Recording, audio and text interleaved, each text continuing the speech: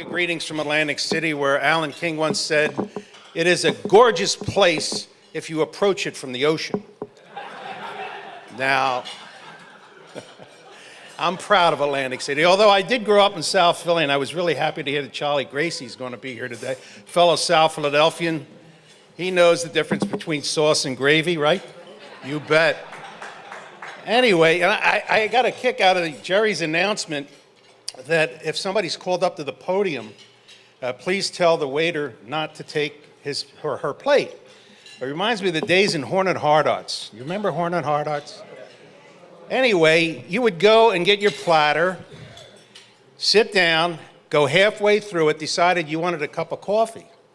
So you got up, went and get the cup of coffee. By the time you got back, guess what? It was gone.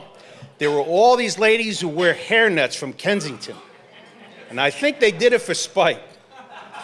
Anyway, let me cut to the chase. I have an easy job as MC because we have four very interesting people who are going to talk to you and I today. So without any further ado, we are going to start the program. And I think we're going to start in order that I have here. Ray Didinger, where are you, Ray? Come on up. Come on down. Ray, of course, is a longtime sports writer, Comcast Sports, and welcome aboard. It's all yours. Thank you. Very nice to be here. Very nice to be back. Hello, David. I've come here a few other times and always enjoyed it because I always run into a lot of old friends, in many cases former college classmates. Jerry Wilkinson was a classmate, Mike Mutrick over there, and some of the other guys went to Temple with. I was actually at WRTI when Janice Ian made her visit, and that was pretty memorable. So this is always... Yes, that is true. That is true. That'll be enough, Jerry.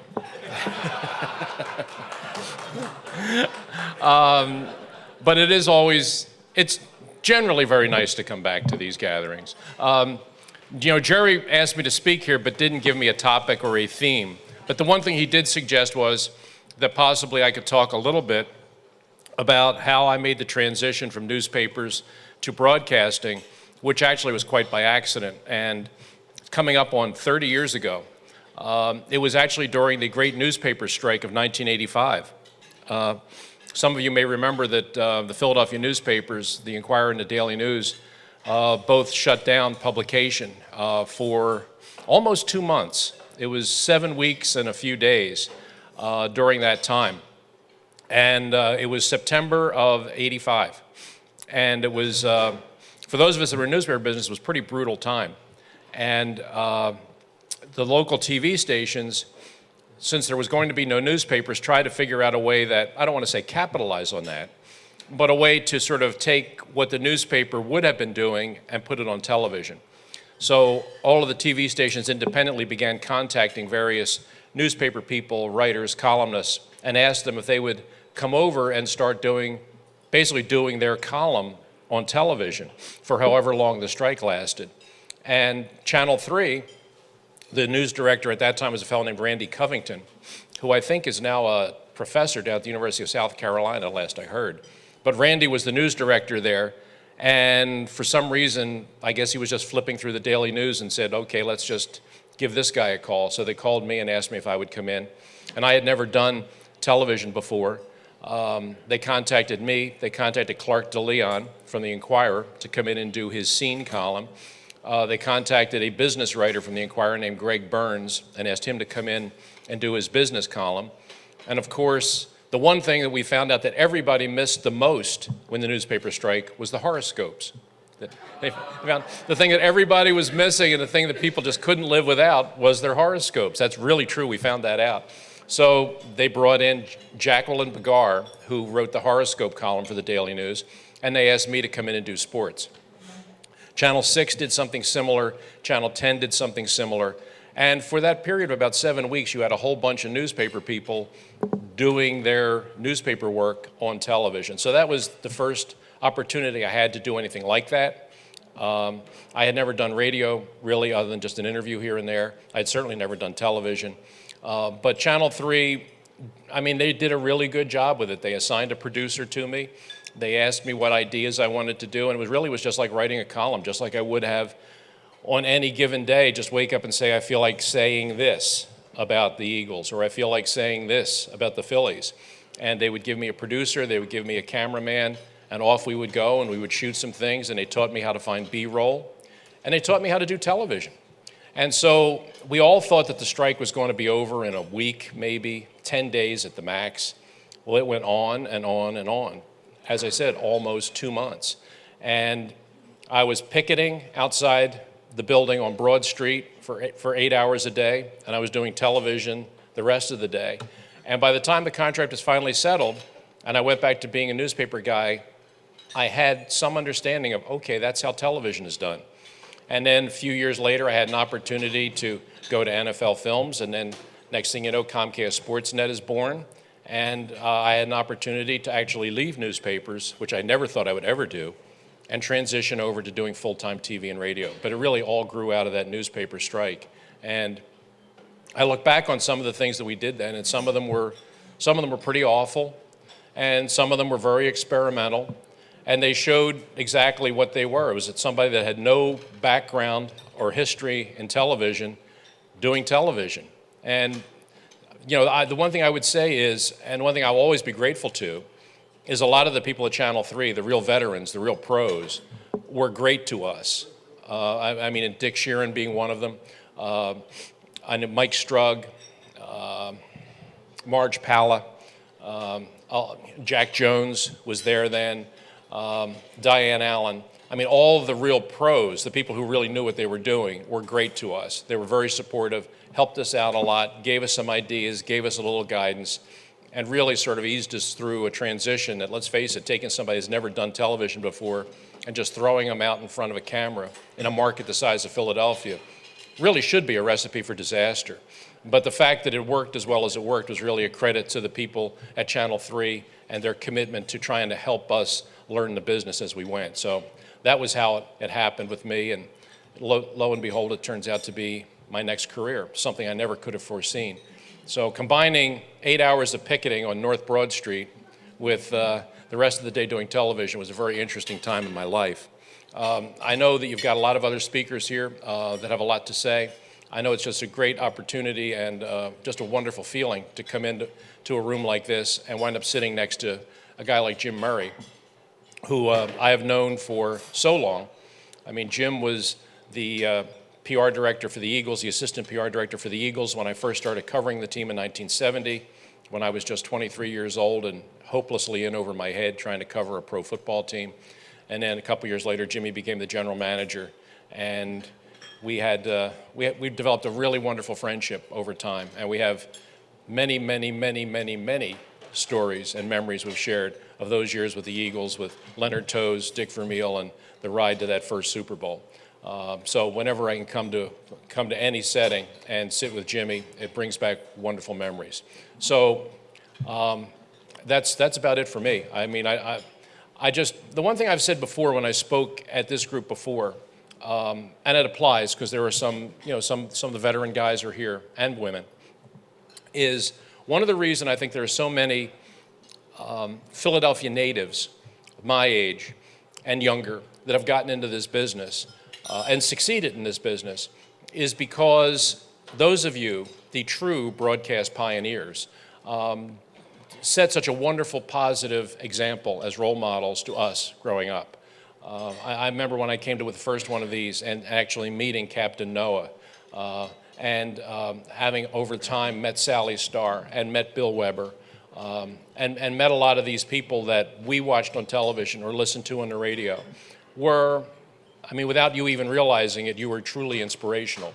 For those of us that thought that we may want to get a future in communications, to see people do it the way you did it, as well as you did, and then later on in life be as welcoming as you were, was tremendously inspirational to me, and I think a lot of people like me. So to all of you true broadcast pioneers, a deep and heartfelt thank you. And thank you very much.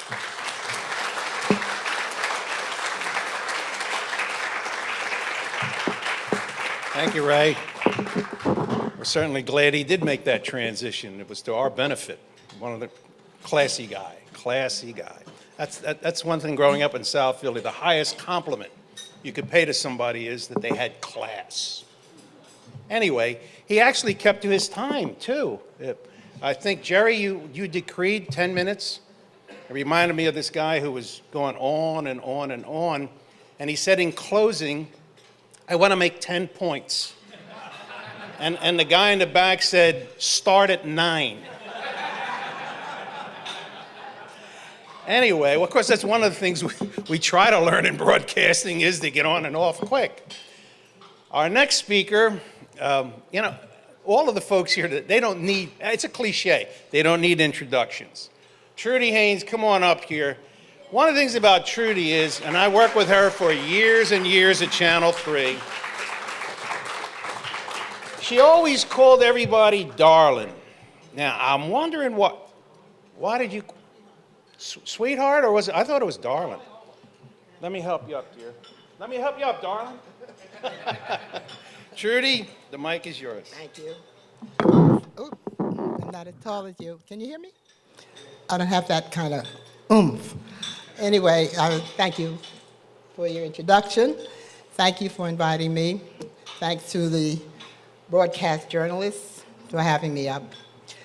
Well, I've been here before. You know my story. But some of the things that I wanted to say to you, first of all, when David Brenner passed, there was a little misunderstanding how he and I got involved. It was about my second year at KYW, which is about 1967, I believe, that I was sent on an assignment to interview then governor, or was he just state senator? Yeah, Barry Goldwater. I think he was state senator at that time. Thank you. And David Brenner was the producer.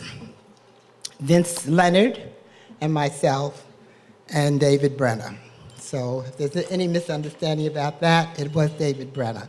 And he is missed because he was a great guy, not only a comedian, but a selfless guy who took his job very seriously. I don't know what's happening to me. Believe it or not, I've got nerves. I'm sorry about that. And I'm losing my voice.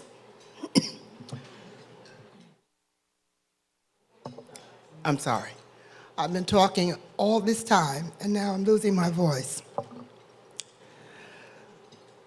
Which causes me to say to you, when I came on board with KYW, I had already put in 2 years in Detroit, Michigan, of all things, as a weather girl. I don't blame you for laughing. It was kind of funny, except that I was scared shitless. In those days, it was a custom for ABC to have blonde, beautiful girls doing weather. None of them knew what they were doing except to point very graciously, to have a good figure, and to look good when they hit the screen.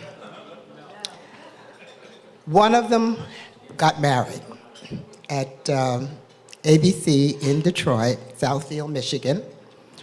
And at the time, I was working for a radio station. I had been there for 9 years. And there was a luncheon like we're doing today, and sitting at the table was a man named Mr. Pivel. He was the CEO of the ABC affiliate in Detroit, WXYZ, for the call letters. And he was talking about looking for a replacement for the weather girl. And smart-ass me, I said, me. It happened that I could not have done it without his approval and without his foresight. And I'm saying that to you because, yes, I had trials and tribulations being not only the first black to do this, but also the first woman of color. So I had 2 strikes against me to begin with. But Mr. Pivel saw that there was a future, and someday it was going to happen, and he might as well be the person to make it happen. And he was. And thanks to him, I'm standing before you today. And I'm telling you this story because so many of women, particularly in the audience, have had hardships just being female, of getting ahead in a man's world. It was definitely, at that time, 1965, a man's world. The only woman that I can remember on TV at that time was Marsha Rose Shestak. And she was Queen Bee when I came here in Philadelphia in 1965, and she didn't like that too much because it was a threat. What was going to happen with this other woman in the same camp? But I'm glad to say today we're good friends. As a matter of fact, I found out that we went to the same high school.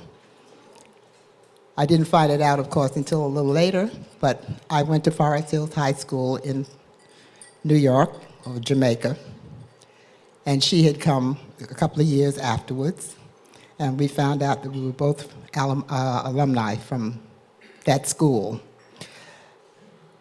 What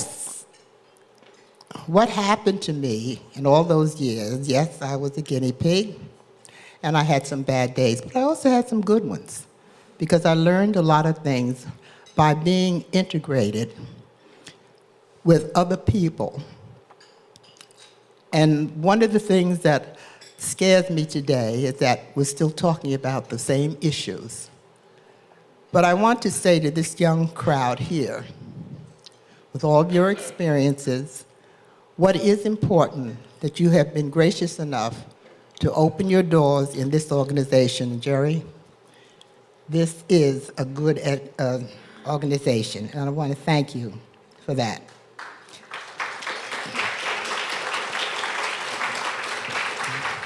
But it also saddens me that I see a bunch of old men and women. You need more youth here. You need more integration of the young people who are on the air now, and I don't know how to help you to do that, but I'd like to.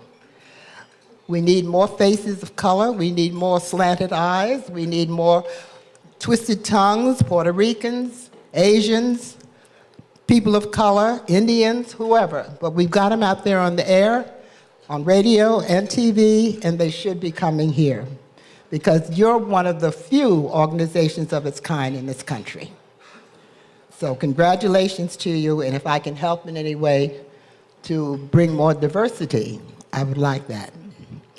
I think your membership is growing a little old, and I'm included, and when we go, who's going to take over?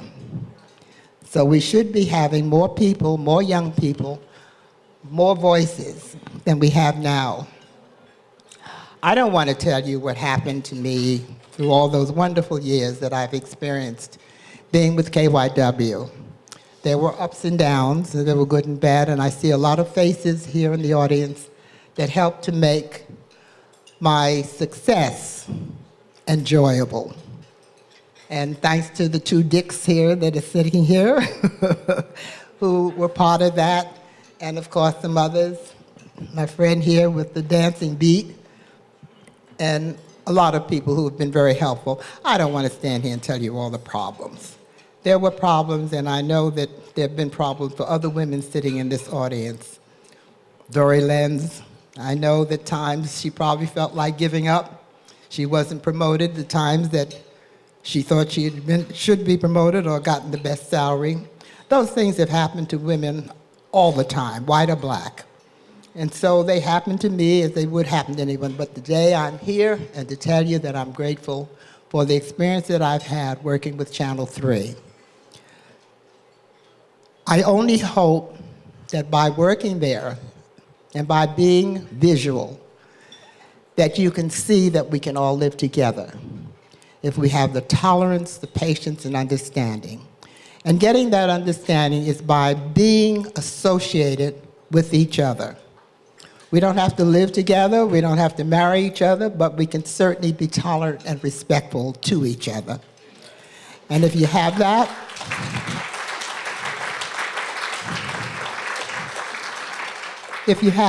I think that we have a wonderful country, a country that we can all be a part of. Give us the same opportunities that you want for your lives, and you will find that we will come through with flying colors and we will be an asset to this great country. I don't want to go anyplace else. I've never been to Africa, so I'm not going back. I don't know anything else except this country, and I believe in it, I love it, and I've been very fortunate to be a part of it. But living together, understanding each other, and being tolerant is the most important thing that you can have. I've been close to all of you today. I've had a lot of people kissing me, and nobody's turned brown.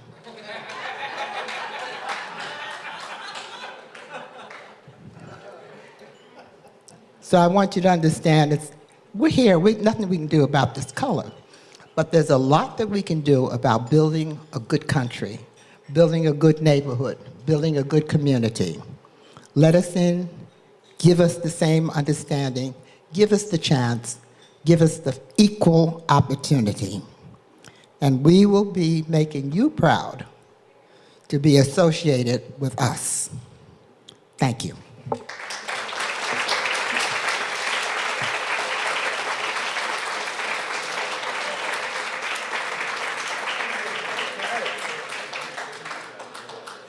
Well, what can we say but amen? Do I hear an amen? There we go. You know, I kind of like senior jokes, though, even though we truly reference seniors. Guy comes out of the bathroom and his wife says, "Did you brush your teeth?" And he said, "Yeah, and I brushed yours, too." I love senior jokes. Right, Pat? Okay, let's turn to something about music here. Tommy McCarthy, and it's not Tom, it's Tommy McCarthy, music director of WOGL. Step right up here, Tom, E, and tell us some stories. Welcome aboard. Following you, Dick, it's not easy, I'll tell you. He's great. Let's have a round of applause for our MC. Come on, Dick Sheeran. You know, it's great to be here and look out over this audience and see so many familiar faces that I just don't get to see that often. I want to thank Jerry for inviting me to come to speak today. It's the first time I've had a chance to speak in front of this illustrious crew. The last time I think I was here, was when we roasted High Lit, and my buddy, the Rebel right there, we're sitting at the same table. In fact, there's a famous picture that Jerry will post every once in a while in the broadcast pioneers of the three of us sitting at the table. High was a dear, dear friend of mine. I'll let you know how he became a mentor of mine, as well as Bill Wright, listened to him as a kid on the radio. But for me, it all started when I was a young boy. Collecting 45 RPM records. Music was like my drug. My mother told me that when I was a very little boy, she would put Bandstand on, even back in the days when Bob Horn was the MC prior to Dick Clark. And as a little toddler, I'd be in front of the TV and I'd be rocking back and forth like this, like a little kid would do with the music on the television. So when we were younger, for 7 years, year-round, we lived in Cape May, New Jersey.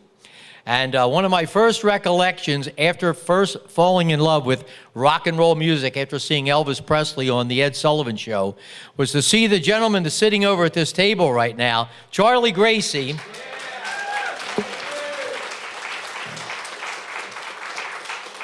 Now, I told Charlie this, when I first got to really know Charlie, which was probably 20 years ago now, I told him this story, my first recollections of meeting him. And what it was, we lived in Cape May year-round, and in the summertime, I forget the name of the gentleman, was on WCMC radio in Wildwood at the time, and he would have a talk show. He had a talk show poolside at, I think, the Bolero Hotel in Wildwood, New Jersey. Bob London was the MC, and he was on WCMC in Wildwood at the time, and we lived in Cape May, and my mother would listen to that radio station. The big powerhouse station I listened to in those days was WMID in Atlantic City, which luckily I got to work on some years later. But anyhow, so Charlie is on the radio, and he had the biggest record in the world, Butterfly, at the time. So I said to my mother, "Mom," Charlie Gracie is on the radio and he's over in Wildwood. We have to go see him. So my mother gets in the car and takes me, we drive over. Naturally, when we get to the Bolero, there's tons and tons and millions of people all around. Charlie's poolside at the table. But one of my big recollections is his car is at the curb. And I believe it was a Caddy. I'm not sure it was a Cadillac. Was it a Caddy? And it had a big butterfly painted along the side of the car. And to me, that was like seeing Elvis's pink Cadillac. That's how cool that was. So that's how long my remembrances of Charlie Gracie are. And I'm so glad that he's here tonight so I can share that story. And then, as I said, as a kid collecting records, that's what I did. Sat in my bedroom and just collected records, never thinking there would be any future in radio or having anything to do with it, just a kid's passion. Well, during those summer months, Sally Starr, who was mentioned earlier here, she had a boat called the Frivolous Sal. And her husband, Mark, at the time, kept it in Cape May at the Cape May Marina. Well, the thing was, my father was the general manager of the Cape May Marina those years we lived in Cape May. So we became very friendly with Sally Starr. She would come to our house sometimes for dinner, but every weekend during the summer, her and her husband, Mark, would come down and they'd go out on her boat, the Frivolous Sal. So my 14th birthday is coming up. And in those days, you had to be 14 years old to get on American Bandstand. So, and in those days, if you weren't one of the quote-unquote regulars, you just got in line with 2,000 other kids standing at 46th and Market Street trying to get into Bandstand. So you took your chances. So we weren't going to drive up from Cape May and me get in some long line and maybe not get in. So my mother says to Sally, she says, Sally, because you work at Channel 6 with Dick Clark, and of course you know him and work with him every day, is there a way you can get Tommy in for his birthday? He really wants to go for his 14th birthday celebration. So Sally said, no problem. I'll get the passes. You'll go and you'll give them to the guard at the door and you'll go right in. So I did. On my 14th birthday, we drove up and I went on Bandstand and I got to meet Dick Clark. Well, that was when it all kind of changed for me. Now, wow, this is like, wow, you can do this and make a living at it? You know, kids are dancing, and it seemed like so much fun. So that's when I went home and started thinking about possibly being a disc jockey at one time. So as the years went on, still collecting records and always the trying to get into a door, every little radio station prior to voice tracking, you know, you had to have some kind of experience. You'd knock on the door and ask the program director if you could go on the air, and they'd always say, well, have you worked anywhere before? And you'd always say, no. You know, where did I work before? Nobody will give me a break. I'm getting to you. So anyhow, so you kind of give that up. And I went into the Air Force, and I come out of the Air Force, and again, I'm knocking on doors. Well, one of the doors I knocked on, because I used to, by that time we had moved to Cherry Hill, New Jersey. So we had left Cape May, we moved up to Cherry Hill, New Jersey. So now I'm listening to the Philadelphia radio stations, Wibbage in particular. But there also was a great radio station out of Camden, New Jersey, WCAM 1310 on the AM dial. Well, that was a great radio station, too, because during the payola scandals, all the big guys who left Wibbage wound up on WCAM, and one of them was high lit. So, but the general manager at the time and the program director was none other than Pat Delsey, sitting right here. Yeah. So by 1975, I go knocking on the door at WCAM, and lo and behold, Pat Delsey gives me my first job in that market. I had already been working small stations like WMID in Atlantic City, WRDR in Hamilton, but that was all weekend fill-in stuff. Pat Delsey gave me my first full-time gig at 1310 WCAM, along with Bob Charger, and over the years later, I got to hire Bob Charger from our friendship there over at WOGL, where we are today. But Pat Delsey is the guy who got me my big break at WCAM in Camden back in 1975. So I want to give him a big hand. Yeah, exactly. So it's funny how things really, in the realm of things in the business, how things, it's always really a small business. You have to, don't burn bridges in this business, because you never know who the next guy is going to be that you didn't like at one station could be the boss at the next station you want to work at. So I worked with Pat for 4 years until 1980. And then in 1980, I went to WMID in Atlantic City and worked down there for 4 years on WMID. And during those years, I worked at Memories with Jerry Blavitt and got to know people down there doing a lot of weddings and class reunions, nightclub work, and things of that nature. So one night I'm on the air. I was doing an oldie show called the Tommy McCarthy's Treasure Chest of Oldies show from 6 to midnight on the FM side of WMID, which was WGRF, which was Merv Griffin's radio station. Merv Griffin owned that radio station at the time, and I'm on the FM on Sunday nights. And a guy by the name of, everybody remember the name of Tony Mann from WFIL? Well, Tony Mann was leaving WFIL, and he was going over to WSNI in Philadelphia, 104.5, and the AM was WPGR, which was just changing from WRCP, which was country prior. So one Sunday night, I'm on the air, and this is long before there were cell phones, and the inside request line rings, and I pick it up, and the gentleman says to me, Tommy, he says, my name's Tony Mann. He says, I don't know if you know who I am, but I'm a former WFIL jock, and I'm now the program director at WSNI and WPGR. And I said, yeah, I've heard your name before, Tony. He says, well, we've just hired High Lit. And we're looking to build the station around High Lit. And we're looking for knowledgeable young guys to come and work with High Lit. Would you be interested? And I said, would I be interested? You're asking me to leave Atlantic City and go to Philadelphia radio?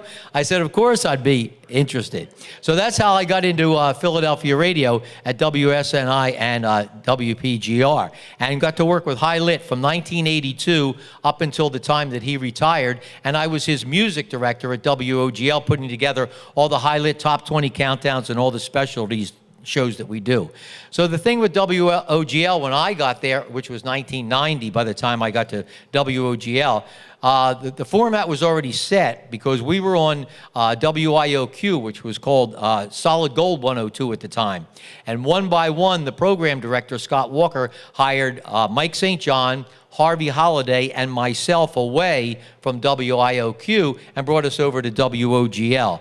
And that's when we started with the music there. That's when I started programming the radio station. And when I got there, we were only playing music from the 50s and early 60s. And now today we're into the mid and late 80s. And some people, bemoan the fact that we're not the moldy oldie, the 50s radio station anymore. But it all had to do with keeping everybody employed. Because as most of you, I'm sure, know, that the demographics, 25 to 54, is what brings in what you call the money demo, brings in the advertisers. And if you don't bring in those advertisers, well, the management, and we're owned by CBS, so you can imagine, if they're not making big money, they're going to look for another format that will. So my job as the music director since 1990 through today, the last 24 years that I've been there, which I think at this point, I think Bob Charger told me he researched that now I'm the longest running music director in Philadelphia radio history. I don't know that that's a good thing. I'm still getting a paycheck that says CBS. That's something to be said for. But anyhow, so in programming music, it's not like you program it from your personal taste, if you know how to keep a radio station on the air and not change formats, is to know what the public wants to hear. And luckily, I had an ear that they recognized back in the day and gave me that position. But of course, we do research. We do research twice a year where we do auditorium testing. We bring in about 150 people, and they listen to what we call the hooks of the song, and they vote on the songs, whether they like them, they don't like them, they can't get enough of them. And when I get that information back, out of that information, then I decide what to put on the air from all the information we get. That way we're giving the people what they really want, and that's the way you have to do it in radio today. No matter how much you know about music, and I feel I know as much as probably anyone, I would never rely on my own instincts to keep my job going. Because our radio station, we average 1.3 million people a week listen to my radio station. So we stay in the top 5, and mostly in the 25 to 54 demo, we're like second or third as far as the ratings go. And most times with women, we're like number 1 or 2. So we've done really well over the last 24 years at the radio station. But it's an ongoing process, and you never rest on your laurels, and you just have to keep moving it forward. So that's what I had to do in my position, move us from a 50s and 60s based radio station to now we're 60s, 70s, and 80s, and still moving forward. So, and one of the other gentlemen who is here, Cal Rudman. Let's have a round of applause for Cal, my big beat pal. He's another one of those guys who, when I sat in the chair working for Pat Delsey at WCAM, I remember when Cal Rudman, when I was a real little guy listening to the radio at night, when I could stay up that late. He was on that same radio station. So I followed in a lot of great footsteps with Jack Lamar and Pat Delsey and Cal Rudman and High Lit, who all worked at that radio station. So that was, in the day, was a real springboard, if you had some talent to get ahead. So basically with 98.1 WOGL, we're doing great in the ratings. It's good to know that, but you never rest on your laurels. But we do research and we do contesting, and right now we're into our A to Z countdown for the Memorial Day weekend. So there's always specialty shows I'm putting together. We do top 20 countdowns on Wednesday nights that I coordinate. Bob Charger is the host for that. Our top 9s at 9, and all those different features that it's my job from 8:30 in the morning till 6 at night to be in the radio station on the computer programming that, and then present it on the air. And that's been the success of our radio station, where so many over the years have changed formats. People have come and gone. That 98.1 WOGL is the powerhouse and the classic hit station of Philadelphia. So that being said, I want to thank all of you for putting up with my banter up here, and I hope everybody has a good time tonight. I can't wait to see Charlie get up here and do his thing. But thank you, Jerry, for inviting me, and enjoy the rest of your day. Thank you.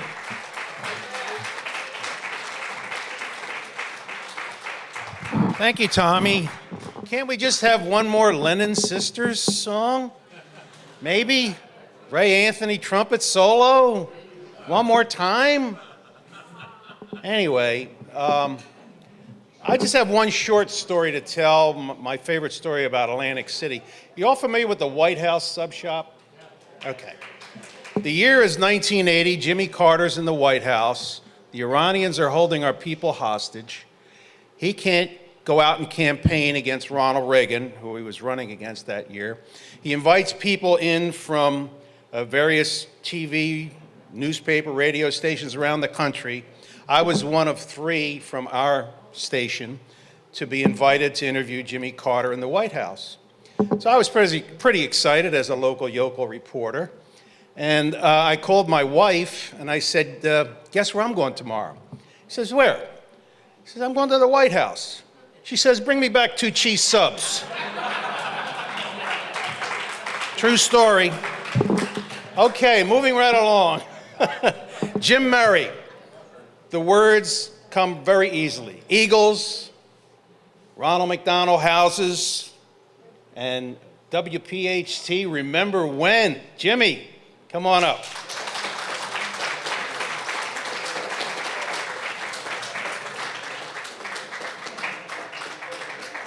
We may replace this with gin. Okay. Thank you very much, Dick. I should put my hat on, just because of this head. But I just got this hat at Mickey D's had their big worldwide convention down in Orlando. And the theme was As One. And I really, I said, you know what? When Trudy was giving her beautiful words, I think it just sums up as one. That we're not only people who have been blessed enough to be part of the marketplace to tell the world or make the world smile or even cry in Philadelphia. So my hat's off to Trudy. I loved what she said, and I love being from 812 Brooklyn Street at 42nd and Lancaster and having every break in the world. I finished 3rd in the Dick Sharon lookalike contest. He started. I usually get up and say I'm anorexic, but I'm fighting it, but I'm not going to say that. Or I am a Marine, and I told the commandant I'm a disgrace. The only thing fits me is my tie clip. But how the heck did I get up here, even in this lineup? And I felt like the Phillies. You know, I already was Jimmy Rollins. I knew he was going to get on. I knew he was going to hit a few out. But, and the worst thing is Tommy, 2 Irish guys. We got to get off here so we can hear a real talent. You know, we can hear Butterfly. But when I think of broadcast journalism, I have been blessed. I am a West Philly kid. And Jim Murray and Mary Kelly. My father had one job, graduated Roman Catholic, and worked in the dining service at Penn. And there were 4 of us. My sister Janie, before she passed away, she said, Jimmy, did you read where It's probably Janie, she's calling from heaven. 812 Brooklyn Street. And she said, 2 people were murdered in our old house. I said, Janie, 2 people couldn't fit in our house. There were 6 of us, you know. But we were richer than rich, and that would impact on the greatest blessing God's given me is to make that call to McDonald's. But as we went from a Mother of Sorrows, which just closed our parish, to Holy Cross out in Springfield, and I never even saw grass except walking to Fairmount Park. Now people smoke it, but that's a whole other story. And, here we were in the suburbs, and my dad, it was a free ride to Penn. And I had gone into a seminary in Staten Island, New York, and, I thought I was going to be a priest. And 4 Irish guys. It's too long, like all my stories, but we all got kicked out. My kids are just happy as hell that happened. So I came back and went to West Catholic, and what a great school. I mean, we had a brother who ran the school. Now, here you are, you get kicked out of high school, you think you're going to do one life. And I thought, a lot of people sitting in this room probably thought, I was going to do this when I grew up, or I'm going to do, and some of you might have known what you're going to do. I'm still trying to pick my major. I have no idea. And Brother Handsome John, Christian brother, and I went to Mr. Donahue's here. I've been to many of his ceremonies, and it's good to be here standing rather than being and at his funeral in LaSalle, his nephew got up, and the Christian brother did the beautiful religious eulogy, and then his little nephew got up. He says, my mother was one of 6 sisters, and her only brother was Brother John. And we lived in a row house, and they did rather in Fairmont, and I know exactly why he became a Christian brother. And it's because he wanted to get some time in the bathroom. That's the only reason he went. 6 girls, and that's the reason he did. So anyway, I end up going from the seminary to West, and then I still was loyal. And I think in this business, I've been in sports, and I would say it's right there with the broadcast business by internal bleeding, politics, and almost Sid Vicious. I mean, it's not an easy business. And I was loyal to the Augustinians, even though I got kicked out for something I didn't do. I think loyalty is a really important thing. And when you talk about being an archivist, and thank you for letting me come up here, it's important to keep the memories. It's important. And so I hitchhiked to Villanova every day, and I was telling these guys, that was the best course I ever took. Because you could hitchhike in those days. You get in a car, a guy might be a lawyer, might be a doctor. Chief Halftown used to pick me up and talk about bowling. But I mean, by the time you got to school, you had an education. And at Villanova, I met a mentor. And just like the stories before me, somebody impresses you. You say, you know what, I'd like to get in that, I'd like to get in sports. And a guy named Arthur Leo Mahan, and he just died on Pearl Harbor Day 2 years ago. But Artie was the oldest living Philly and Red Sox when he passed away. And I saw an ad in the paper. Tommy was talking about all these things that happened. There are no accidents. I believe life's a full circle, and there are no accidents. And I answered that ad in the school paper, and I became this team manager. And then that same thing you were talking about, I said, I'd like to get in sports. How do I do that? Oh, you got to go there. I said, well, how do I get in? Oh, the people are just there. Oh, okay. The story's way too long, and I am writing a book called Life's an Audible. And I'm not just pro football, I'm Irish, so I'm procrastinate. So I've been working on it. I almost had Ray do it, but Ray was so busy. In fact, when he got sick one time, I broke into, and his wife saw me coming out. You didn't ask him to do that book again, did you? I said, no, I have a little more common sense than that. But, it's a journey when you go back, and everybody in this room is a book. Even the kids starting out over there, there are some young people left. And I totally agree with you. This is such a good organization. And, my radio experience when I was the sports information guy at Villanova, after going into baseball. And I ended up in some real interesting educational experiences. Tidewater Tides, Virginia, never had a black baseball player. Here I was, Jimmy Murray, 812 Brooklyn Street.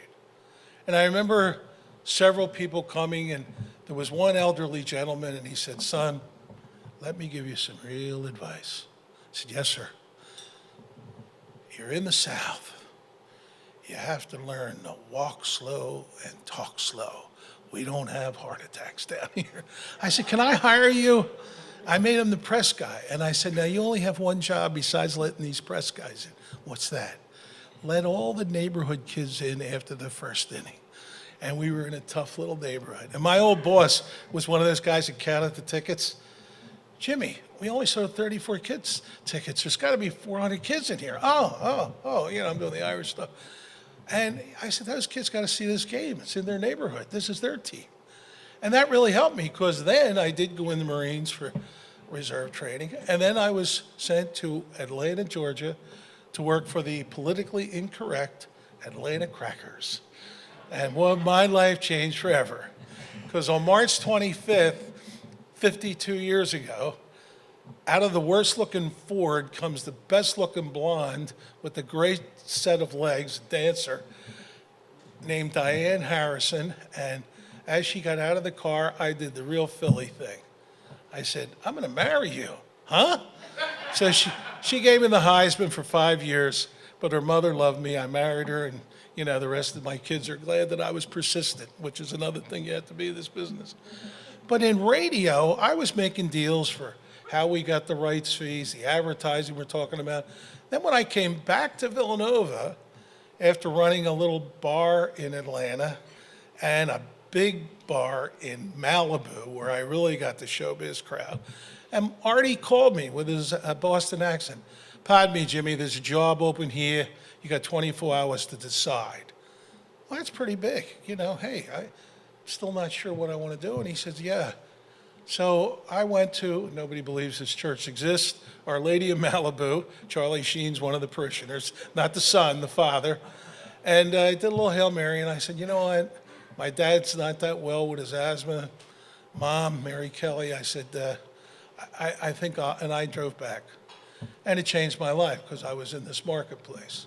And then Artie, and you'd appreciate this, Ray, he calls me in one day and he said, "Did you ever think about getting a job at the Eagles?" I said, "Artie, I have the best job in the world. You're my mentor. You're my guy. Why would I leave?" I said, "I know the monks have the vow of poverty and I'm keeping it, but that's okay. I'm having kids every 10 minutes. So go see Pete." Now, I knew Pete because he was a sports director at Channel 10.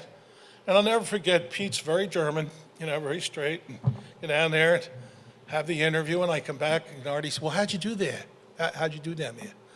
I said, "Well, you didn't do your best job." Oh, God, how many times has that happened in our life? I said, "Well, He said, "You got to go back." Not a big sense of humor when I called Pete. "Pete, Jimmy, I got to come back." "You were just here." I got to do my Mickey Rooney interview. Long story short, because it's not for today, I got the job. I beat out. First thing, what do you do? Remember the first day on the job when you come to a radio, TV station? I look worse than I do now. I got the blazer, the corduroy pants on. We're in the Bulletin building now, Drexel. And Jimmy Gallagher, who was the greatest guy in the world, the only thing bigger in his heart was his ulcer. And he worked at the Eagles all through the Sorrowful Mysteries. And I said, "Jimmy," he said, "Well, familiarize yourself with the files." And I got a life lesson the first day on the job. Because in the bottom drawer, bigger than this, were the 134 applicants for my job. And a lot of them had the good hair like you guys, and had pipes, and had all these degrees. So I ranked myself, and out of 134, I was Eric Lindros. I was 88th. That's what I would have picked on paperwork. And I beat out a guy who I love, who just went to heaven, Bob Lyons, who was an associate, and more than associate, worked for Ralph Bernstein, Associated Press. And I went up to his wife at his wake, and I said, he should have got my job, because he was that good. And he did a beautiful book on the history of the Eagles with Ray. And one of the other assignments I had was getting Villanova on the air. And, I had no idea. In the old days, they would knock on your door, "Here's some money, can we do your games?" Well, the world changed, as you've seen in your business. And all at once, we didn't have any radio. So there was an alumnus named Harry Anger, and he had a great job. He was the head of you know, some of the biggest record companies in the world. And Harry went to Villanova, but he always wanted to do the football games. So I had to go make a deal with WVCH in Chester. And they went off the air at nighttime. It was a little station. They did religious broadcasting. And the guy who owned it was the first engineer at WIP. He was just a beautiful guy. And he said, kid, if you want to be on the radio, you have to sell it. You have to buy the equipment. You have to get the guy working. And I really applaud all the guys that belong to this organization that are engineers, the guys that don't get the publicity, the guys that don't get, you would never get the word. And we do remember when we have a beautiful little girl who produces a show named Naomi. I really appreciate it behind the scenes. And once again, read the book, Life's an Audible, if it ever comes out, because the radio stories were legion, and I got to do all that stuff. And then I ended up, and those references to Atlantic City, only if Leonard had come the other way, because it changed our life in Atlantic City. And, you know, Leonard Toews, a lot of people say a lot of things about him, and last Monday, 2 days ago, it's my wife's birthday, and also the day I got fired, in the paper. Now, I was his illegitimate son, and here I get, and I remember the Inquirer, excuse me, right, not the Bulletin, it's gone, and it said, Jim Murray ousted as Eagles GM. And it was a bigger headline than the Preakness. So I said, this is pretty good. You know, hey, not bad. Well, one of the things I used to do was racetrack it. And I met a guy named Steve Ross, who should be up here, because he's got the greatest neighborhood story. As he always said, I've been fired from every station. Mark, I've been fired from every station. And we just became buddies. And he came to me a few years ago and he said, could you do me a favor? I said, what? He said, I have this idea. It's a show about nothing. I said, well, I'm George Costanza. I'd be glad to do that. What is it? He said, no, we're just going to talk to people and talk about the old days, just what was set up here by Tommy. What were the old days? And I said, all right, do it 3 weeks. 8 years we've been doing it now. We moved from the good prime time of 11 o'clock at night, no, 1 o'clock in the morning to 3. So we got all the guys with ice cube poisoning, all the band guys, all the guys driving home. And then they moved us to prime time. So now we're on at 11 to 1, depending on the Phillies game. And you know what that show really taught me about the business that we're sharing here? It taught me that, he said, radio is theater of the mind. And we have so many loyal listeners who are blind. And they are really neat people. We have one guy, Kev from Conchi, and he loves boxing. Now here's a guy blind, and you build an allegiance. And we have another lady named Renee. And Renee has the most lilting voice. She ends the show every week by singing old commercials. And she has. We have Steve's mom. Now, to just have your mom be part of something you do, tell a joke every week. And the most beautiful part of our show, one of the listeners, Jackie Strauss. Stand up, Jackie. Good evening.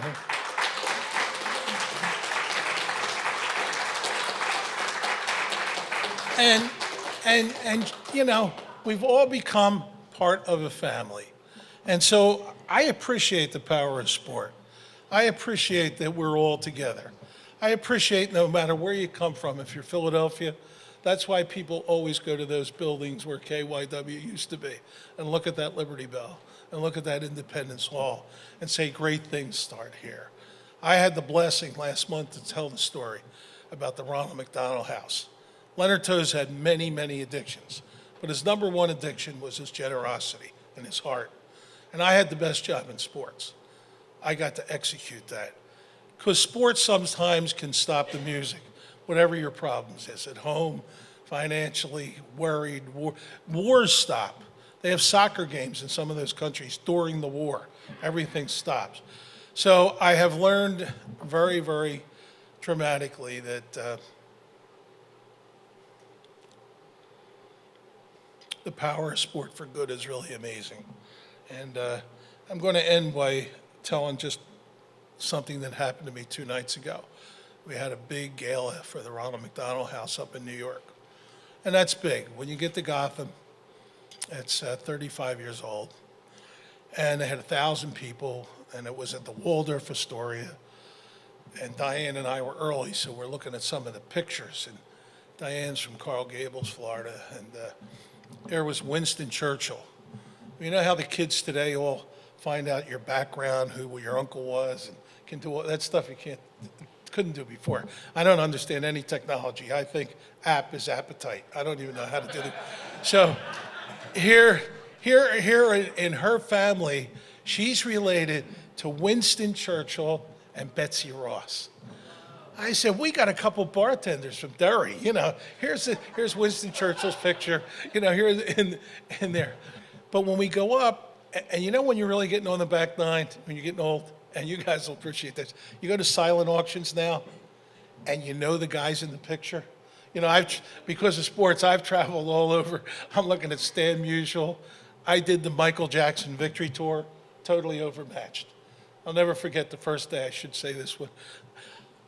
I walk in Kansas City, a guy named Chuck Sullivan, same accent as Art Mahan. Pardon me, Jimmy, I want you to meet some of the people here. Oh, here's Reverend Al Sharpton. So he looks like me then, before he got skinny. So I did the Philly thing. I said, Reverend Al Sharpton. I said, what parish? And I'll never forget his answer. He said, Jimmy, my parish is agitation. It really knocked me out. And we were on the road. But the bottom line is what happened at that dinner, that it's a blessing to share this with you. One of the things I'm really interested in, and I've been blessed and horrified, is the Holocaust. And as 1,000 people there, 1,001 shot, and everybody's talking, and a guy comes up, he reminded me of Leonard. He was elegantly, tremendously coiffed, dressed to the nines. And then why he talked to me and why I talked to him, he says, pardon me, you know where I just came from? I said, no, sir. My name's Jimmy. He said, what's yours? Greenfield. He says, I'm 85 years old. I just came from work. I said, wow, that is really, but you know what? He says, I'm one of the 500 survivors of the Holocaust, and I'm going to write my book. It's coming out in August. Make sure you get it. And I said, I've been to Auschwitz. I've been there. And I know it wasn't an accident that I met this beautiful man named Greenfield. And what's that got to do with your life? What's that got to do with your time in sports? Or what's that got to do with your time here at the Broadcast Pioneers? BP, you become better people. You become better persons. You understand that the game's not alone. So I can't wait to get back in touch with him because we have Temple kids here. And Mr. Movie, who we used to be on the air with, his daughter did a movie, Dara, that she produced on the survivors. And my goal is, and say a prayer, that I can take beautiful little Dara up to New York to meet this beautiful man. And when I said to the guy running McDonald's up there, the house, I said, I met the most beautiful guy in there, and his name is Greenfield. And he goes, Murr. And he made his coat, he made his suit. So I made my bed, you know, I'm going to lie in it. And how do you end? You know what? Trudy, once again, I go back to you. You don't end here. You get younger people. That's the real, you need the living archives. You need the guys that are in it now. And if I can help you in any way or do anything to make that better, I really, really mean that. And I'll end by saying Robbie Ellis, I got to give him a plug, is my godson. He's on WIP, and he interviewed Pat Croce yesterday. And when Pat Croce went to the draft I had last night for the NBA, when he did that, he said, well, you know, I'm part garlic and part Gaelic. He said, I had my father's rosaries in my pocket and my mother's crystal ball, and we got Allen Iverson. So I think from all of our little stories that every one of you have a story, and I'm blessed and can't thank you enough for letting me